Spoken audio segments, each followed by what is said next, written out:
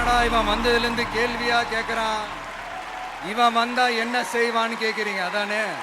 அதை செய்வோம் இதை செய்வோம் இந்த பொய்யான வாக்குறுதிகள்லாம் எப்பவுமே கொடுக்க மாட்டோம். எது நடைக்கு சாத்தியமோ எது உண்மையோ அதை மட்டும்தான் கொடுப்போம். ஏழ்மை வறுமை இல்லாத தமிழகம், குடும்ப ஆதிக்கம் இல்லாத தமிழகம், ஊழல் இல்லாத தமிழகம், உண்மையான மக்களாட்சி, மனசாட்சி உள்ள மக்களாட்சி. கான்பிடண்டா இருங்க, நல்லதே நடக்கும், வெற்றி நிச்சயம்.